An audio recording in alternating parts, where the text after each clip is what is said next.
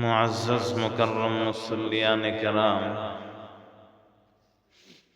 আল্লাহ রব্বুল ইজ্জাতের দরবারে লক্ষ কোটি শুকরিয়া যে মহান আল্লাহ রব্বুল আলামিন আমাদেরকে দয়া করে মায়া করে আল্লাহ রব্বুল ইজ্জাতের পবিত্র হুকুম জুমার নামাজ আদায় করার জন্যে তারই পবিত্র ঘর মসজিদে এসে উপস্থিত হবার তৌফিক দান করেছেন।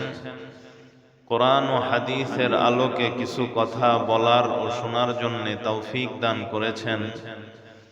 সেজন্যে আমরা সকলেই সেই মহান স্রষ্টার দরবারে শুকরিয়া আদায় করত অন্তর থেকে পাঠ করি আলহামদুলিল্লাহ। প্রিয় মুসল্লিয়ানে কেরাম, আমি আপনাদের সম্মুখে সূরা নূরের 30 নম্বর আয়াত তেলাওয়াত করেছি।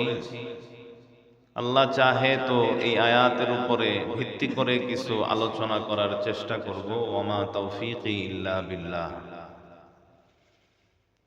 আলোচনা শুরুর পূর্বে বর্তমান সময়ের একটি আলোচিত মাসালা, যেটা নিয়ে বর্তমান সময়ে মিডিয়ার মধ্যে আমরা আলোচনা শুনছি, দেখছি। আমাদের বাইতুল মুকাররম মসজিদ, জাতীয় মসজিদের ইমাম মুফতি আব্দুল মালিক সাহেব হাফিজাহুল্লাহ, তিনি জানাজার নামাজ পড়িয়েছেন বেগম খালেদা জিয়ার। এই জানাজার নামাজ পড়ানোর সময় তিনি বলেছেন, প্রথম তাকবীরের পর সানা, দ্বিতীয় তাকবীরের পর দুরূদ, তৃতীয় তাকবীরের পর দোয়া, চতুর্থ তাকবীর বলে এরপরে সালাম। আমরা তো এইভাবেই জানাজার নামাজ পড়ি। তো এই কথাটার উপরে ভিত্তি করে, তার এই জানাজার নামাজের পদ্ধতির উপরে ভিত্তি করে একজন আলেম, আহলে হাদিস বা গায়রে মুকাল্লিদ বা সালাফি যাই বলেন, তাদের ঘরানার একজন আলেম মুজাফফর বিন মুহসিন সাহেব, তিনি এটার উপরে আপত্তি জানিয়ে বলছেন যে এত লক্ষ লক্ষ মানুষ বেগম খালেদা জিয়ার নামাজে উপস্থিত হলো, লক্ষ লক্ষ মানুষকে নিয়ে জানাজার নামাজ পড়লো, সবাইকে বাইতুল মুকাররমের জাতীয় মসজিদের খতিব মুফতি আব্দুল মালিক হাফিজাহুল্লাহ, তিনি সবাইকে ধোঁকা দিয়েছেন। জানাজার নামাজে যে সিস্টেম তিনি শিক্ষা দিয়েছেন এটা ভুল, তিনি ধোঁকাবাজি করছেন, নানান ধরনের কিছু কথা বলেছেন। কেন বললেন এই কথা? কারণ কি? কারণ হলো, উনি বলেন যে জানাজার নামাজের প্রথম তাকবীরের পরে সূরা ফাতিহা পড়া আবশ্যক। জানাজার নামাজে প্রথম তাকবীরের পরে সূরা ফাতিহা, আলহামদুলিল্লাহি রাব্বিল আলামিন, এই সূরা পড়া ওয়াজিব। যেহেতু তিনি জানাজার নামাজে লক্ষ লক্ষ মানুষকে সামনে নিয়ে জানাজার নামাজ পড়ালেন, প্রথম তাকবীরের পর সানা পড়ছেন, সূরা ফাতিহা পড়ে নাই, এজন্য তাদের সাথে ধোঁকাবাজি করা হয়েছে। সূরা ফাতিহা পড়ার কথা বলে নাই, এজন্য তিনি ধোঁকাবাজ। তিনি শুধু সানার কথা বলছেন। এইটা হলো মুজাফফর বিন মুহসিন সাহেবের কথা। আমি একটা কথা, এখানে আহলে হাদিস ভাইরা আছেন, আহলে হাদিস এদেরকে যে দেখতে পারি না বা এদের কার্যকলাপ যে অপছন্দনীয়, এর অন্যতম কারণ একটাই, যেগুলা আমি বুঝাইতেছি কিভাবে আপনি বুঝেন আমার কথা। মনোযোগ দিয়া বুঝলে এরপরে বুঝবেন। যারা শাফি মাযহাব অবলম্বন করে, ওইখানে যদি কেউ তাদের ব্যতিক্রম আমল করে, কশিন কালেও কোনো শাফি মাযহাবের আলেমে কথা বলে না যে নামাজ সহি হয় নাই, সে ধোঁকাবাজি করছে, সে বাটপারি করছে। সৌদি আরবে গিয়া তারা হাম্বলি মাযহাব অনুসরণ করে। এখন আমরা যদি ওইখানে গিয়া আমাদের মতো নামাজ পড়ি, বা কেউ হানাফি মালিকি অনুসরণে নামাজ পড়ে, কোন হাম্বলি আলেম তার ব্যাপারে এটা বলে না যে সে ধোঁকাবাজি করছে জনগণের সাথে, সে মানুষকে সঠিক মাসালা জানায় নাই, হাদিসের বিপরীত সে আমল করছে। এই কথা কোনো হাম্বলি মাযহাবের অনুসারীও বলে না। মালিকি মাযহাবের অনুসারী যারা আছে, আমরা যদি তাদের সামনে গিয়ে ভিন্ন রকম আমল করি, আমাদের মাযহাব অনুসারী কোরআন হাদিসের গবেষণায় আমরা যেভাবে বুঝেছি এভাবে যদি আমরা আমল করি, তাহলে মালিকি মাযহাবের ইমাম মালিক রহমতুল্লাহ আলাইহির অনুসরণ যে করে, যারা করে, তারা কেউ আপত্তি করে না। দেখেন, হোটেল বা এই যে মসজিদ, এগুলা এক একজন এক এক রকমের ডিজাইনে বানায়, বা একটা কাজই আমি আমার মতো করে এই কাজটা করি, আবার আরেকজন তার মতো করে এই কাজটা করে। দুজনের পদ্ধতি ঠিক আছে, কাজটাও ঠিক আছে। কেউ কি কারো উপরে কোনো আপত্তি জানায়? জানায় না। কিন্তু এই মসজিদ এইভাবে বানাইছেন কেন, অন্য মসজিদওয়ালারা কখনো এটার উপরে আপত্তি জানাবে না। তাদের যেরকম বুঝে আসছে, তারা যে ডিজাইন বুঝছে, তাদের যতটুকু সামর্থ্য, এরা এইভাবে করছে। বৈজ্ঞানিকরা বা ডাক্তাররা সবার প্রেসক্রিপশন মিলে না। আপনারা যারা রোগী আছেন, ডাক্তার দেখান, যারা একাধিক ডাক্তার দেখাইছেন, আমি নিজেও এক বিষয়ে একাধিক ডাক্তার একবার দেখাইছি, কিন্তু প্রেসক্রিপশনে মিলে না। আমি আমার ঠান্ডার রোগের জন্য এক ডাক্তার দেখাইছি, তার কাছে আমি অনেকবার দেখাইছি, তিনি ঔষধের এক প্রেসক্রিপশন দিয়েছেন। আবার আমাদের এই যে হাসানুর রহমান চৌধুরী সাহেবের কাছে দেখাইছি, তিনি কিন্তু আরেক প্রেসক্রিপশন দিয়েছেন। উনি এমন ঔষধ দিয়েছেন যেটা ওই ডাক্তারে দেয় নাই, আবার উনি যেটা দিয়েছে উনি কিন্তু এটা দেয় নাই। তো তার মানে কি উনি ওনারে বকতেছে, বা ওই ডাক্তারকে এই ডাক্তারের বকা দেয়? সে কি বলে যে ধোঁকাবাজি করছে? যদি হাতুড়ে ডাক্তার হয় সেটা ভিন্ন কথা, যে বলে এটা বাটপার। কিন্তু বিজ্ঞ ব্যক্তি যখন দুইজনের কাছে আপনি যাবেন, দুইজনের কাছে গেলে আপনি সমাধান একরকম পাবেন না। একজনের কাছে গেলে একরকম দিবে, আরেকজনের কাছে গেলে আরেক রকম দিবে। কিন্তু যখন দুইজনই বিজ্ঞ হয়, একজন আরেকজনকে কখনো দোষারোপ করে না, বলে এটা উনি দিছে, ওনার রিচার্জ, ওনার পড়ালেখা হিসাবে উনি করছেন, আপনি আমি দিলাম, আপনি এটা খান, শেষ। তো এই রকমই যারা চার ইমামের কোরআন হাদিসের গবেষণা মেনে চলে, চার ইমাম কোরআন হাদিস থেকে যে গবেষণা করছে এটাকে যারা মেনে চলে, তারা কেউ কারো উপরে আপত্তি করে না যে হ্যাঁ আপনি এটা কেন করলেন, সে কোরআন হাদিসের বাহিরে আমল করলো, সে তো বেদাতি হয়ে গেছে, সে কাফের হয়ে গেছে, মুশরিক হয়ে গেছে, তার আমল হয় নাই। এভাবে চার ইমামের গবেষণা যারা মেনে চলে, একজন আরেকজনকে কখনো দোষারোপ করে না, কখনো ভালো মন্দ কিছুই বলে না। কিন্তু এই যে গায়রে মুকাল্লিদ বা আহলে হাদিস যারা আছেন, এরা মানুষের কাছে দাওয়াত পৌঁছায় যে আপনার নামাজ ঠিক নাই। আমি যেটা বলছি ভুল হইলে আপনারা বললেন যে হ্যাঁ ভুল হইছে। মানুষের কাছে গিয়া দাওয়াত পৌঁছাবে যে আপনি যেভাবে নামাজ পড়তেছেন আপনার নামাজ ঠিক নাই। আবার এই যে মুজাফফর বিন মহসিন জানাজার নামাজের পদ্ধতির ক্ষেত্রে বইলা দিল ধোঁকাবাজি করছে, বাটপারি করছে, তার জানাজার নামাজ ঠিক হয় নাই। লক্ষ লক্ষ মানুষকে সে ধোঁকা দিছে। এই কথাগুলা তারা বলে, তারা আমলের ক্ষেত্রে দাওয়াতি কাজ করে যে আপনি আহলে হাদিস হয়ে যান, আপনি যেভাবে নামাজ পড়তেছেন এটা ঠিক না, যেভাবে রোজা রাখেন এটা ঠিক না, যেভাবে জানাজা পড়ছেন এটা ঠিক না। এই দাওয়াতি কাজটা একমাত্র কেবলমাত্র শুধুমাত্র যেই ফেরকা, যেই দলটা করে তারা হলো আহলে হাদিস।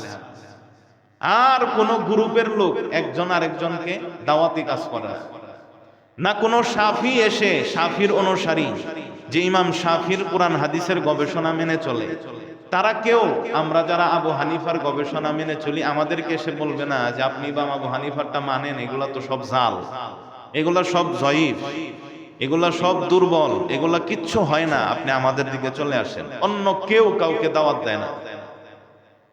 কিন্তু শুধুমাত্র দাওয়াতি কাজটা মাসালা মাসাইলের ক্ষেত্রে, ইখতিলাফি মাসালা মাসাইলের ক্ষেত্রে দাওয়াতি কাজটা করে একমাত্র আহলে হাদিস ফেরকা। এটা একটা দল, এটা নিজেই একটা ফেরকা হয়ে গেছে।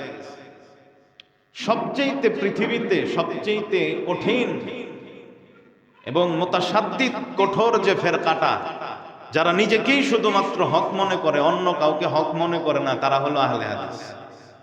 আর পৃথিবীতে এরকম কোন দল নাই। নিজেরাই বলে যে দলাদলি করো না, অথচ নিজেরাই নিজেদেরকে একচেটিয়া সেভ করে নিতেছে, অন্য কাউরে তারা দেখতে পারে না। আপনারা সমাজে যারা চলেন তারা অবশ্য বুঝবেন। আমাদের হাতিল কোম্পানিতেও আমি শুনি যে এই দাওয়াতি কাজ চলে। একজন ম্যানেজার, সে আগে হানাফি ছিল, তাকে দাওয়াত দিতে দিতে বুঝাইতে বুঝাইতে আহলে হাদিস বানায় ফেলছে। এইরকম তারা এগুলা চালায়। দুনিয়াতে কি মতানৈক্য একেবারে থাকবে না? এই কোরআন হাদিস কি আপনাকে এসে বলছে যে আপনি শুধু এইটাই করবেন? বইলা দিছে একদম স্পষ্ট। আপনারা একজনও আছেন বুকে হাত রাইখা বলতে পারবেন, একটু দিল থেকে ভাবেন, আপনারা কেউ আছেন যে কোরআন হাদিস আপনারা বুঝেন? নিজে নিজে দেখে কেউ বুঝেন? কেউ কিন্তু বুঝেন না। আমি যে একটা হাদিস বলবো, এই হাদিসটাও যে হাদিস এটাও আপনি জানবেন না যতক্ষণ না আপনি একজনকে অনুসরণ না করবেন। আপনি যদি আমি এটা বাংলা লিখে দিছি যে এটা হাদিস, আমি লেখছি, আমার বই পড়া শোনা আপনি বুঝতেছেন যে এটা হাদিস। তা না হইলে কি আপনি সরাসরি কোন আরবি কিতাব দেখা, হাদিস দেখা আপনি বুঝবেন যে এটা হাদিস?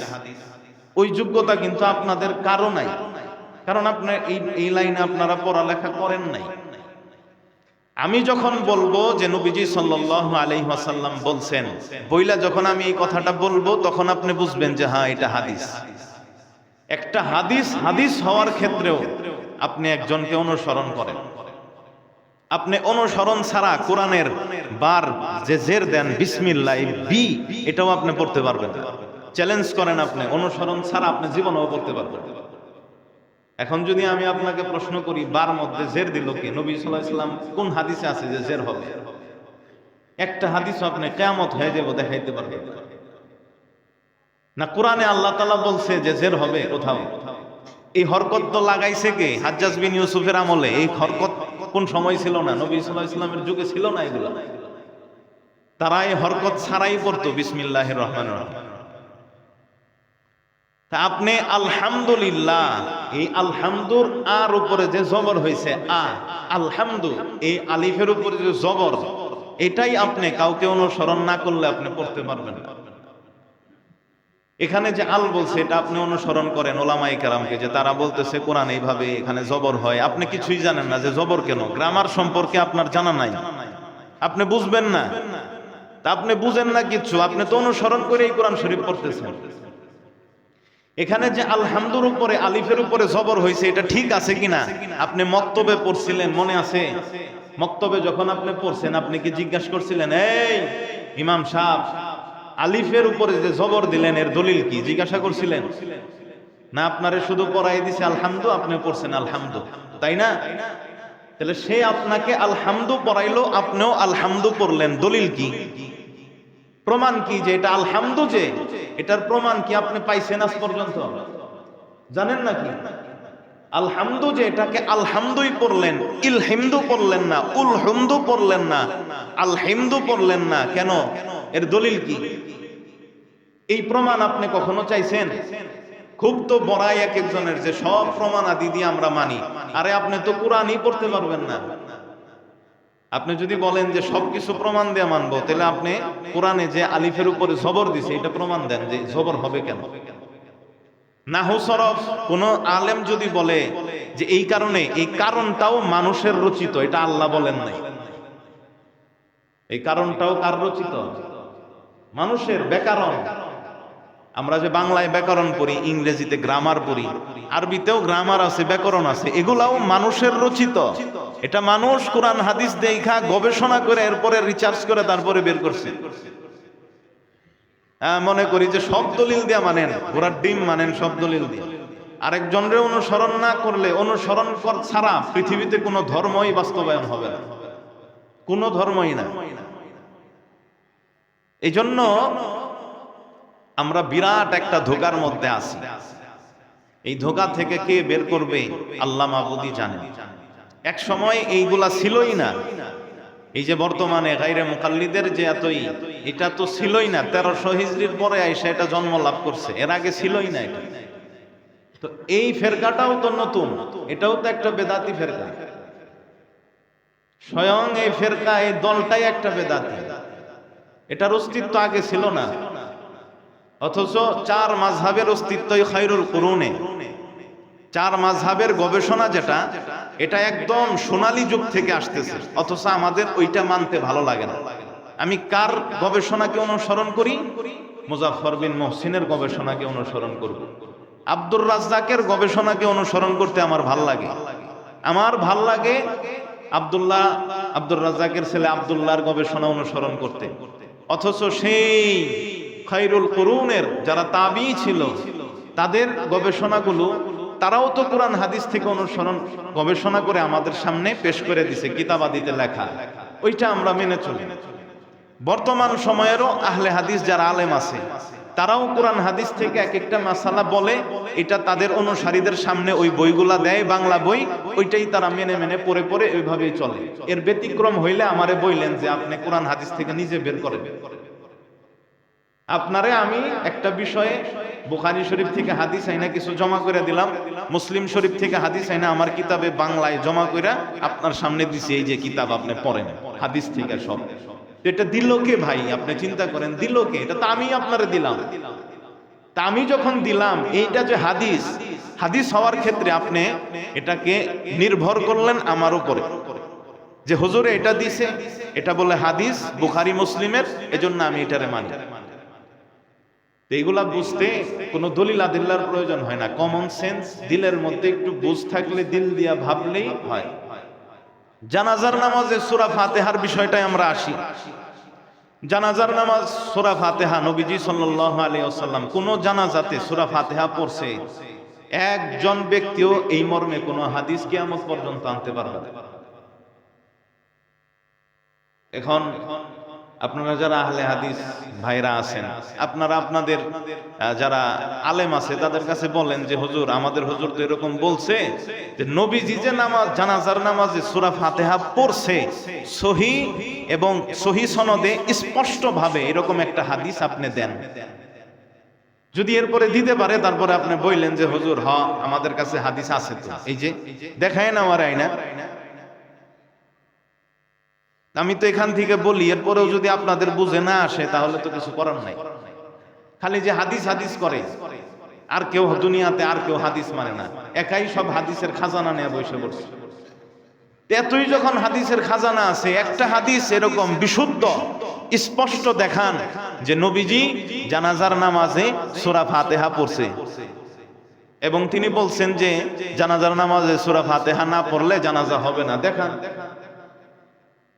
খুব হাদিসের ভান্ডার হয়ে গেছে, দুনিয়ার আর কারো কাছে হাদিসের ভান্ডার নাই। তো এরকম একটা আনেন, দেখান, আমরা দেখি, আমরাও শিখি যে না হাদিস আছে। আমাদের তো পড়ালেখা হয় নাই, আমাদের চেয়ে তো আপনারাই বিজ্ঞ আলেম। বড় আফসোস হয়, বুঝছেন, বড় আফসোস হয়। আজকে আপনাদেরকে এমন দিকে নিয়ে যাইতেছে, এই লোকগুলাই আস্তে আস্তে নাস্তিক হয়ে যায়। এই যে বুঝে যে আমিই তো বুঝি, কোরআন হাদিস আমি রিসার্চ করে বুঝি, এই চিন্তা চেতনা যখন মাথার মধ্যে ঢুকা যায়, তখন সে কোরআন হাদিস থেকে বুঝতে বুঝতে এক সময় বুঝে যে আসলে তো আল্লাহ নাই। আল্লাহ যদি থাকতো তে দলিল কি? আমি তো দলিল পাই না কোথাও। এই কোরআন যে সত্য, এটাও তার বুঝে আসে না পরে। এই হাদিস যে সত্য, তারপরেও তার এখানে সন্দেহ ঢুকা যায়। আস্তে আস্তে এদের থেকেই তারা নাস্তিক হয়ে যায়। এই জানাজার নামাজে সূরা ফাতিহার ব্যাপারে নবীজির থেকে কোনো স্পষ্ট বিশুদ্ধ হাদিস নাই, এটা এক নাম্বার কথা। 2 নাম্বার কথা, সাহাবায়ে কেরামের মাঝে এইটা নিয়ে একটু মতবিরোধ ছিল। আব্দুল্লাহ ইবনে ওমর রাদিয়াল্লাহু তাআলা আনহু, যেটা মুয়াত্তা মালিকের মধ্যে আসছে হাদিস, আবু হুরায়রা রাদিয়াল্লাহু তাআলা আনহুর হাদিস মুয়াত্তা ইমাম মুহাম্মদের মধ্যে আসছে, হযরতে আলী রাদিয়াল্লাহু তাআলা আনহু। এদের 3 জনের নাম আপনাদের কাছে বললাম, এরা কেউ জানাজার নামাজে সূরা ফাতিহা পড়তেন না। এই 3 জন, আব্দুল্লাহ ইবনে ওমর এমন সাহাবী ছিল যিনি সুন্নতের সবচেয়ে সাহাবীদের মধ্যে বেশি অনুসরণকারী ছিলেন। সুন্নতের প্রতি এত কড়া ছিল যে তিনি এই সুন্নতের কারণে তার ছেলের সাথে কথা বলা বাদ দিয়ে দিয়েছেন। নবীজি সফরের সময় যেখানে বসতেন, যেখানে নবীজি পেশাবের জন্য বসছেন, আব্দুল্লাহ ইবনে ওমর যদি ওই রাস্তা দিয়ে যাইতো, নবীর অনুসরণে ওইখানেও তিনি বসতেন। এই আব্দুল্লাহ ইবনে ওমর রাদিয়াল্লাহু তাআলা আনহুমা তিনি জানাজায় সূরা ফাতিহা পড়তেন না। হযরতে আবু হুরায়রা রাদিয়াল্লাহু তাআলা আনহু, যিনি সবচেয়ে বেশি হাদিস বর্ণনা করছেন, এই আবু হুরায়রা রাদিয়াল্লাহু তাআলা আনহু জানাজায় সূরা ফাতিহা পড়তেন না। হযরতে আলী রাদিয়াল্লাহু তাআলা আনহু, নবীজির মেয়ের জামাই, যার কাছে, যার ব্যাপারে যিনি হলেন ইলমের মজবুত একজন ব্যক্তি, আলী রাদিয়াল্লাহু তাআলা আনহুকে আমরা সবাই ভালোবাসি, নবীজির এত কাছে ছিলেন, তিনিও কখনো জানাজার নামাজে সূরা ফাতিহা পড়তেন না। হ্যাঁ, কিছু সাহাবী আছে পড়তেন। এর মধ্যে একটা হাদিস শুধু বর্ণিত হয়েছে আব্দুল্লাহ ইবনে আব্বাস থেকে, যায়েদ ইবনে আরকাম থেকেও হাদিস আছে, কিন্তু এগুলা তাদের ব্যক্তিগত আমল। আব্দুল্লাহ ইবনে আব্বাস তিনি জানাজার নামাজে সূরা ফাতিহা একবার পড়ছিলেন। পিছনে যত সাহাবীরা ছিল, তাবিঈরা ছিল, সবাই তাকে সাইকা ধরছে মৌমাছির মতো। হ্যাঁ, আপনি জানাজার নামাজে সূরা ফাতিহা কেন পড়লেন? আমার এই কথা এখন আপনারা বুঝেন। এতগুলা সাহাবী, এত তাবী, সবাই পিছনে, আব্দুল্লাহ ইবনে আব্বাস জানাজার নামাজে সূরা ফাতিহা পড়লেন। যদি এই জানাজার নামাজে সূরা ফাতিহা পড়াটা প্রসিদ্ধই হইতো, প্রচলিত হইতো, যদি জানাজার নামাজে সূরা ফাতিহা পড়াটা সবাই পড়তো, তাহলে কি সবাই তাকে আপত্তি করত? বলেন না কেন আপত্তি করত? তিনি জানাজার নামাজে সূরা ফাতিহা পড়ার সাথে সাথে যারা হাদিস দেয়া দলিল দেন, আব্দুল্লাহ ইবনে আব্বাস, ওইখানেই এটা আছে সহিহ সনদে একদম। তারা যে হাদিসটা পেশ করবে ওইটার মধ্যে আছে যে সব সাহাবী তাবিঈনরা আব্দুল্লাহ ইবনে আব্বাসকে প্রশ্ন করলো, আপনি কেন জানাজার নামাজে সূরা ফাতিহা পড়লেন? তখন তিনি উত্তর দিচ্ছেন যে এটা হলো সুন্নাহ। তিনি কিন্তু বলেন নাই যে এটা ওয়াজিব। আবার সাহাবীদের মধ্যে এমন কোন একটা দৃষ্টান্ত কেউ দেখাইতে পারবেন না যে কেউ, কোন সাহাবী, অধিকাংশ সাহাবী তো জানাজার নামাজে সূরা ফাতিহা পড়তেন না, কিন্তু কেউ আপত্তি করত না। জানাজার নামাজে কেউ সূরা ফাতিহা পড়ে নাই, স্বাভাবিকভাবে এটাই আমল ছিল সবার, তো সূরা ফাতিহা পড়ে নাই, এই ব্যাপারে কেউ আপত্তি করছে এইরকম কোনো হাদিস নাই। কিন্তু জানাজার নামাজে সূরা ফাতিহা পড়ছে আর সবাই আপত্তি করছে, এইরকম সহিহ হাদিস আছে, যেটা আব্দুল্লাহ ইবনে আব্বাস রাদিয়াল্লাহু তাআলা আনহুমার, যেটা আহলে হাদিস ভাইদের সবচেয়ে মজবুত দলিল হলো এই হাদিস, এবং তিনি এটার ব্যাপারে বলে যে এটা নবী সাল্লাল্লাহু আলাইহি সাল্লামের সুন্নাহ। এখন এটা যখন তিনি মারফু আকারে রওয়ায়াত করছেন, তখন এর ব্যাপারে উলামায়ে কেরামের বহুত কালাম। এই হাদিসটা শক্তিশালী না, কিন্তু তার আমল হিসাবে এই হাদিসের সনদ সহিহ। তো যদিও মনে করেন জানাজার নামাজে সূরা ফাতিহা আপনি পড়বেন, এটা আপনার ব্যক্তিগত একটা আমল হইতে পারে, কিন্তু যারা পড়বে না এটার ব্যাপারেও তো সাহাবায়ে কেরাম বহু আছে, অধিকাংশ সাহাবীদের আমলই এটা, অধিকাংশ তাবিঈনদের আমলই এটা। তাহলে আপনি কেন এটার উপরে আপত্তি করলেন? ইমাম শাফি, ইমাম আহমদ বিন হাম্বল রহমতুল্লাহ আলাই, দেখেন আমি যখন আপনাদের সামনে মাসালা কোনোটা বলি, আমি কিন্তু কোনোটা গোপন রাইখা বলি না, মাসালার টোটাল যা আছে সবটাই আপনাদের সামনে আমি তুলে ধরি। আমার নিজে আমি যা অনুসরণ করি, আমার এটা সম্পর্কে কোনো ভয় নাই। কিন্তু মুজাফফর বিন মহসিন সাহেব শুধু বইলা গেছেন যে জানাজার নামাজে সূরা ফাতিহা পড়তেই হবে, পড়লেন না, ধোঁকাবাজি করলেন, একটা মাসালাই একটা অংশই শুধু বললেন। কিন্তু আমি আপনাদের সামনে পুরা মাসালাটাকে খুইলা দিলাম যে সাহাবায়ে কেরামের মধ্যে কিছু সাহাবীর মত ছিল জানাজার নামাজে সূরা ফাতিহা পড়া প্রথম তাকবীরের পরে, আর অধিকাংশ সাহাবীদের মত হলো জানাজার নামাজে সূরা ফাতিহা না পড়া। এই ভাঙ্গা দেওয়াটা কি কেউ দিছে? তিনি তো দেয় নাই। এভাবে সুন্দর করে একটা মাসালা বললে মানুষের হল হয়, মানুষকে গুমরা করার জন্য, পথভ্রষ্ট করার জন্য শুধুমাত্র নিজেরটাই বলে, মানুষ এতে দ্বিধাহীন হয়ে যায়, সিদ্ধান্তহীন হয়ে যায়, পেরেশান হয়ে যায় যে আমি যেটা করলাম তাহলে তো এই আমল ঠিক হইল না। এইরকম কাজটা শুরু করছে একমাত্র আহলে হাদিস ভাইরা, আর জগতে কেউ এরকম শুরু করে নাই। এরপরে ইমাম, চার ইমাম, ইমাম আবু হানিফা, ইমাম মালিক, ইমাম শাফি, ইমাম আহমদ, ইমাম আবু হানিফা এবং ইমাম মালিক এই বড় দুই ইমামের মত হলো জানাজার নামাজে সূরা ফাতিহা নাই, পড়লে মাকরুহ হবে। বাকি ইমাম আবু হানিফার নিকটে সানা হিসেবে, দোয়া হিসেবে আলহামদুলিল্লাহ পড়া যায়, কেরাত হিসেবে না, দোয়া হিসেবে, সানা হিসেবে। সুবহানাকাল্লাহুম্মা আপনারা পড়েন যে সানা, এই সানার নিয়তে আপনি আলহামদুলিল্লাহ পড়তে পারবেন। দোয়া করার নিয়তে আপনি আলহামদুলিল্লাহ দোয়ার নিয়ত করে আপনি পড়তে পারবেন। এটা ইমাম আবু হানিফার মাযহাব। কিন্তু কেরাত এর নিয়ত করে সূরা ফাতিহা পড়া তাদের নিকটে জায়েজ নাই, এই দুই ইমাম। অপরদিকে দুই ইমাম, ইমাম শাফি, ইমাম আহমদ, তারা বলতেছে পড়বে, পড়াটা সুন্নত। তাহলে দেখেন এই বিষয়টা নিয়ে আগে থেকেই ইখতিলাফ আছে না নাই? আছে। কিন্তু কেউ কাউকে আজ অব্দি পর্যন্ত এইভাবে দোষারোপ করছে, বাটপার বলছে, ধোঁকাবাজ বলছে যে তুমি ধোঁকাবাজি করছো, বলে নাই। যার যার গবেষণা অনুযায়ী তারা আমল করছে। কিন্তু এই এক শ্রেণীর মানুষ, তারা বাংলাদেশে আবিষ্কার হওয়ার পরে আমাদেরকে ধোঁকা দেয়, আমাদেরকে এইভাবে চাপায়ে দেয় যে তারাবি 8 রাকাত পড়া সুন্নত, তারাবি 20 রাকাত পড়া বেদাত। এই মাসালা নতুন এরাই সৃষ্টি করছে, এর আগে কেউ বলে নাই। জানাজার নামাজে সূরা ফাতিহা পড়া ওয়াজিব, না পড়লে হবে না, এই মাসালাও নতুন, তারা আবিষ্কার করছে, আর কেউ এটা এইভাবে কেউ বলে নাই। এই রকম এই যে নামাজের মধ্যে আমিন জোরে বলা, বলতেই হবে আমিন জোরে, এটা সুন্নাত, এটা প্রতি তারা অনেক তাকিদ দেয় যে না তুমি আস্তে বইলো না। এই মাসালাগুলো তৈরি করছেই একমাত্র এই আহলে হাদিস ফেরকা। নামাজের মধ্যে আমিন আস্তে বলা হইল সুন্নত, জোরে বলা যেটা আমরা জোরে বলি, অনেকে আছে আহলে হাদিস মসজিদে একবারে খুব জোরে বলে, এইটা কোনো সুন্নত তরিকা না। মক্কা মদিনার মধ্যে আমরা দলিল দেই যে মক্কা মদিনা, অনেকে বলে তো মক্কা মদিনাওয়ালারা তো মানে ইমাম আহমদ বিন হাম্বলকে, তার গবেষণা মানে, তাদের নিকটে আমিন জোরে বলতে হয়, আমাদের নিকটে আমিন আস্তে বলা, দুটোটাই হাদিসে আছে। কিন্তু এভাবে আপনাদের সামনে তুলে ধরে না যে দুটোটাই হাদিসে আছে, বলবে যে আমিন জোরে বলাই সুন্নত, আস্তে বলতে হয় না, আস্তে বলা বেদাত, এইভাবে প্রচার প্রসার করে, মানুষকে এইভাবে গুমরা করে, মানুষকে এইভাবে উলামায়ে কেরামের প্রতি বিদ্বেষী বানায়। এজন্য এই আহলে হাদিস ভাইদের মধ্যে এই সমস্যা থাকার কারণে আমাদের কাছে তাদেরকে অপছন্দনীয় মনে হয়। আসলে এইভাবে করাটা ঠিক না। আমরা কখনো এইভাবে আলোচনা করি না যে একজন আলেমের অনুসারীর প্রতি আমার আলোচনার মাধ্যমে বিদ্বেষ সৃষ্টি হবে। আমরা যদি এইভাবে করতে থাকি তাহলে তো সমাজের মধ্যে কোনো ঐক্য হবে না, সমাজের মধ্যে শুধু ঘৃণার সৃষ্টি হবে।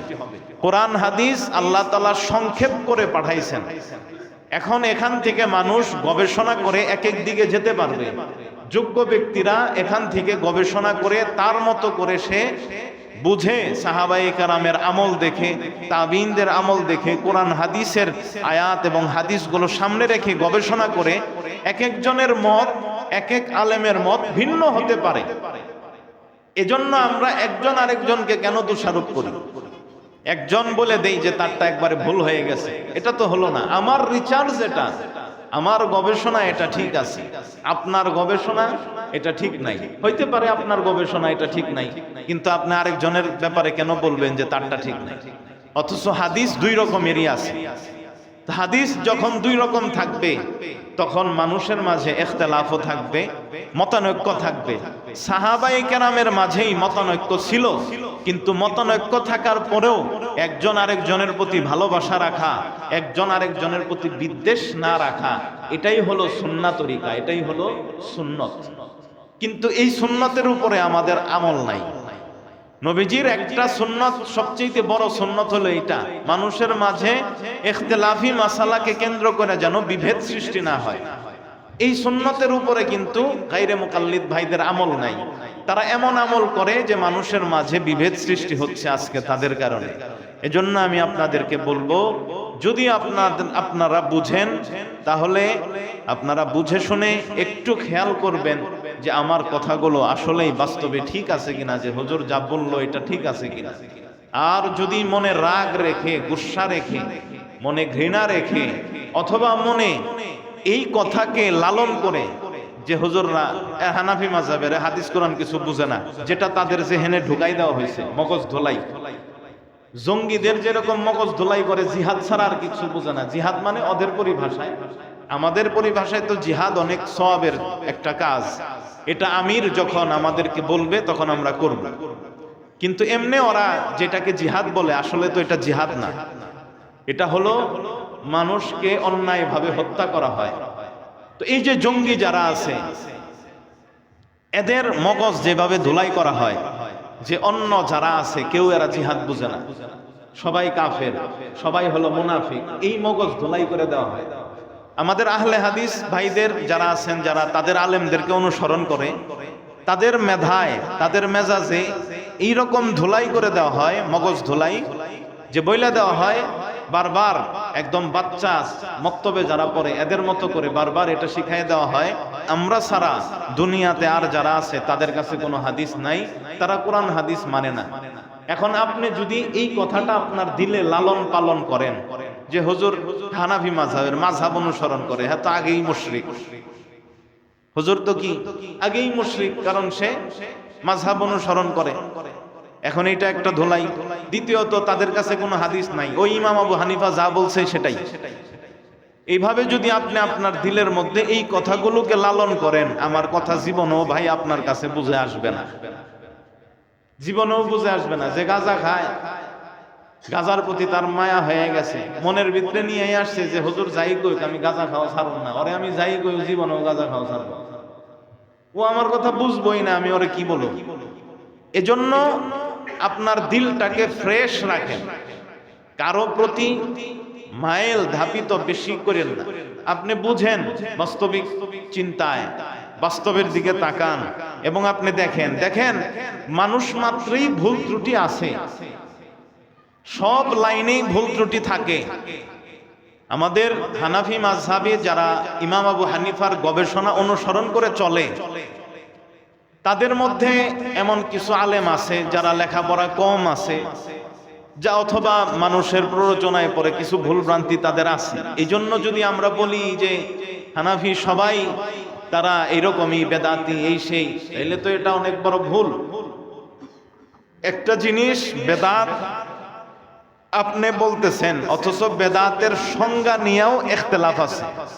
আমার কথা বুঝছেন আপনারা? মানে বেদাত কাকে বলে, এই বেদাত কাকে বলে এইটা নিয়েও কিন্তু মতানৈক্য আছে। এজন্য একটা কাজ হলো সর্বসম্মতিক্রমে বেদাত, সেটাকে সবার পরিত্যাগ করতে হবে। আবার অনেক বিষয় আছে যেটা আমাদের কাছে সুন্নাহ কিন্তু আরেক ইমাম বলতেছে এটা বেদাত। উদাহরণস্বরূপ একটা বলি আপনাদের কাছে, আমরা শাওয়ালের 6 রোজা রাখি না? রাখি কিনা? শাওয়ালের 6 রোজা ইমাম মালিক রহমাতুল্লাহি আলাইহি উনি বলছেন এটা বেদাত।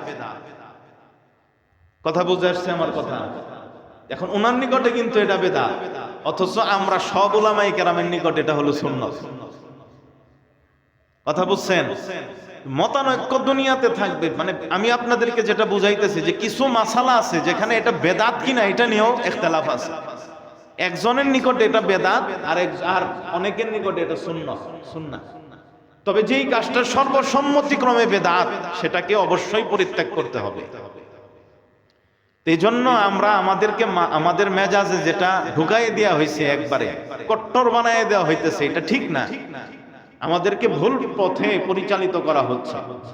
আমরা যদি এই মেজাজে চলি তাহলে একজন আরেকজনের সাথে আমরা মিশতে পারবো না, এক হয়ে থাকতে পারবো না। একই জায়গায় একই রঙের ভিন্ন রঙের মানুষ জাত পাতের মতো, যে আগে একটা ইখতিলাফ ছিল ওইরকম হয়ে যাবে, ওইরকম ঘৃণার সৃষ্টি হবে। এজন্য আল্লাহর দোহাই দিয়া বলি, বুঝার চেষ্টা করেন, বুঝেন, বুঝার পরে যদি আপনার মনে হয় যে ওইটাই ঠিক, আপনি ওইটার উপরে থাকেন, আমার কোনো আপত্তি নাই। তো আমি তো ওইটা নিয়ে কোনো মাথা ঘামাই না। আমার মাথা ঘামানি হলো তখন যখন আপনি একজনকে বলবেন যে তার আমলটা সহি হয় নাই, অথচ সে সহি আমলের উপরে, তখনই আমার খুব খারাপ লাগে, তখনই আমার অনেক কষ্ট হয়। এজন্য আল্লাহর রাস্তে যারা আপনারা আছেন, আমি যেই কথাগুলো বলছি যে ঘৃণাবাদ দিয়ে নিজেকে ছোট মনে করে, নিজেকে মনে করবেন যে আমি কিছু জানি না, এইরকম মনে করে অন্তরটাকে ফ্রেশ রেখে আপনি ভাবেন, আপনি চিন্তা করেন, এরপরে আপনার যেদিকে মনে চায় আপনি সেদিকে যান এবং অপর ভাইয়ের প্রতি আপনি শ্রদ্ধা, ভালোবাসা, সম্মান সবগুলো বজায় রাখেন। কাউকে ঘৃণা না করেন, কাউকে আপনি আপনার এই দিকে দাওয়াত না দেন যে আপনি এইদিকে চলে আসেন, আপনি যেটা পালন করতেছেন এটা ঠিক না। এই বিষয়গুলা থেকে আমরা বাঁচার চেষ্টা করি। আল্লাহ আমাদের সবাইকে তৌফিক দান করেন, আমিন।